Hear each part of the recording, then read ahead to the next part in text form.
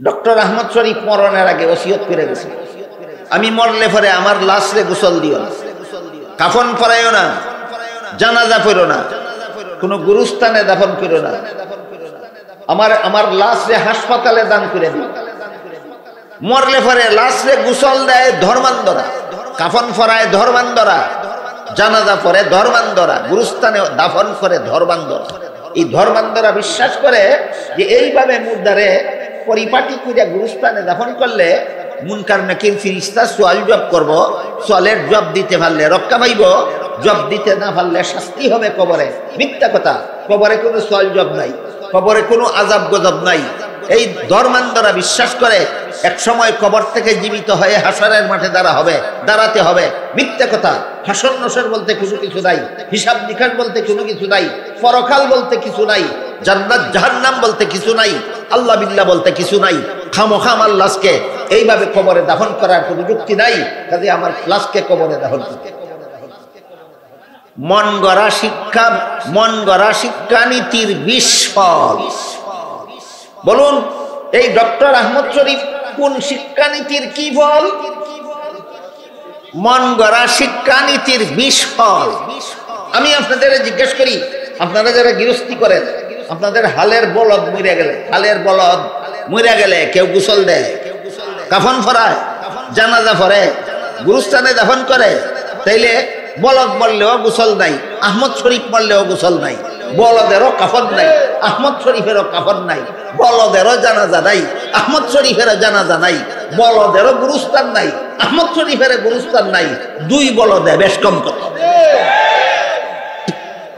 দুইটা বেশ কম আছে। একটা বলদ 4 ঠেঙ্গিয়া আর একটা বলদ 2 ঠেঙ্গিয়া। আলের বলদ কঠেঙ্গিয়া আর ই বলদ 2 ঠেঙ্গিয়া। 4 ঠেঙ্গিয়াটা হইল অশিক্ষিত বলদ আর 2 ঠেঙ্গিয়াটা হইল শিক্ষিত বলদ। মানুষকে শিক্ষিত বলদ বানায় মন গড়া শিক্ষানীতির দ্বারা। মানুষকে শিক্ষিত বলদ বানায় কোন শিক্ষানীতির দ্বারা?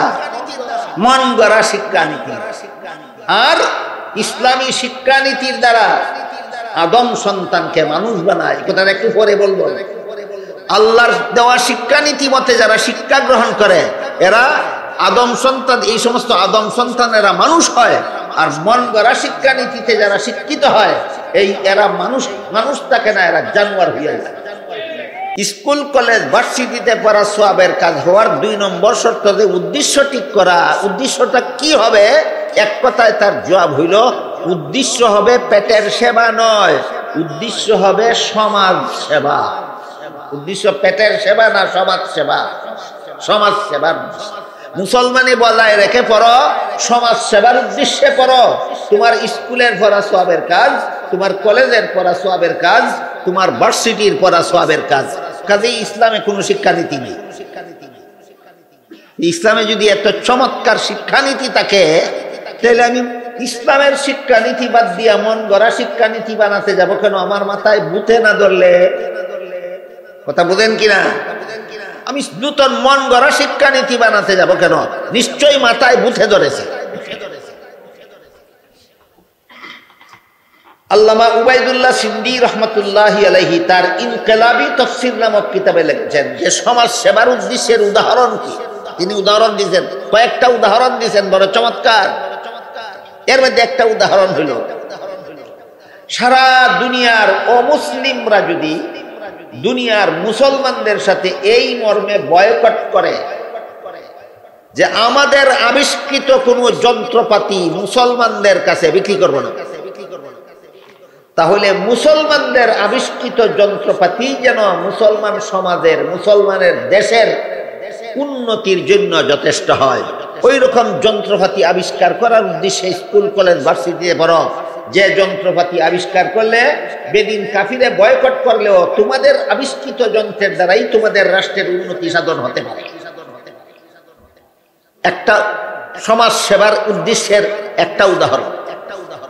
তিনি আরো লেখেন, দুনিয়ার বেদিন কাফিরেরা যদি মুসলমানদেরকে এই মর্মে বয়কট করে যে আমাদের ডাক্তার দ্বারা কোনো মুসলমান রোগীর চিকিৎসা করতে দেব না, তাহলে মুসলমান ডাক্তাররাই যেন মুসলমান রোগীদের চিকিৎসার জন্য যথেষ্ট হয়।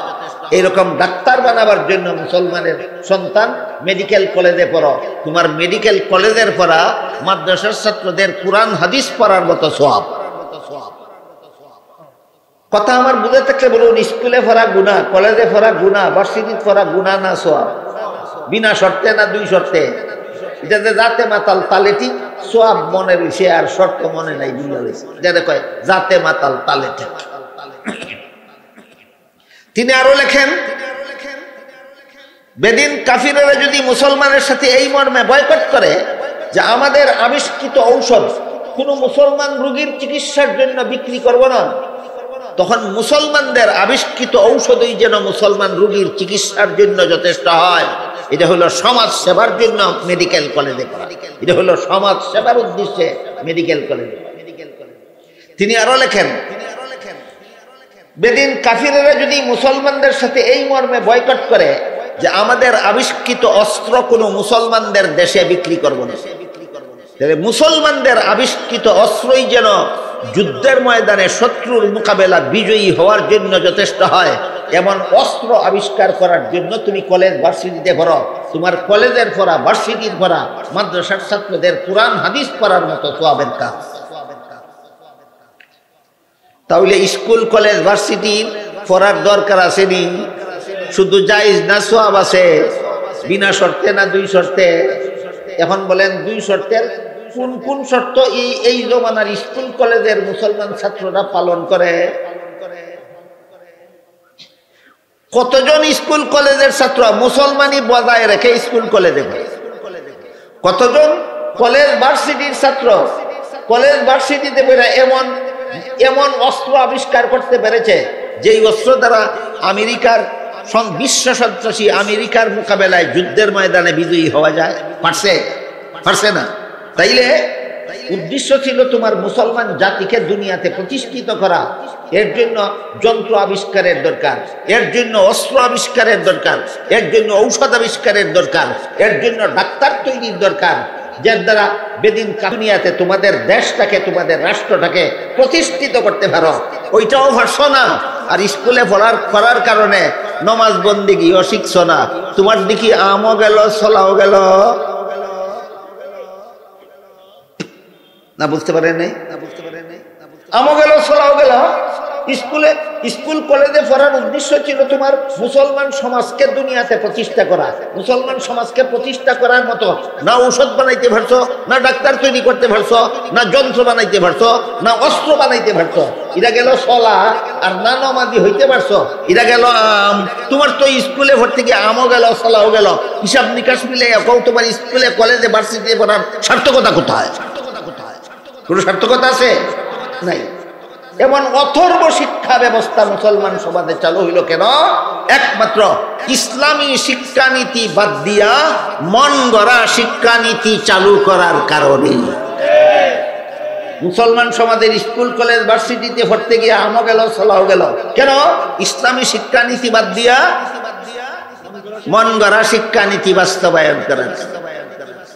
আগেই বলেছি, মন গড়া শিক্ষানীতি মতে স্কুলে, প্রাইমারি স্কুলের সিলেবাস, হাই স্কুলের সিলেবাস, কলেজ ভার্সিটির সিলেবাস ওই সমস্ত লোকেরা তৈরি করে দেয়, যারা এমন একটা সিলেবাস তৈরি করে দেয় যেই সিলেবাস নিয়ে লেখাপড়া করলে মুসলমানের সন্তান সালমান রুশদি হতে পারে, যেই সিলেবাস নিয়ে লেখাপড়া করলে মুসলমানের সন্তান কবি শামসুর রহমান হতে পারে, ওই সমস্ত সিলেবাস নিয়ে লেখাপড়া করলে মুসলমানের সন্তান লতিফ সিদ্দিকী হতে পারে, এই সমস্ত সিলেবাস নিয়ে লেখাপড়া করলে মুসলমানের সন্তান ডক্টর আহমদ শরীফ হতে পারে, এই সিলেবাস নিয়ে লেখাপড়া করলে মুসলমানের সন্তান তসলিমা নাসরিন হতে পারে।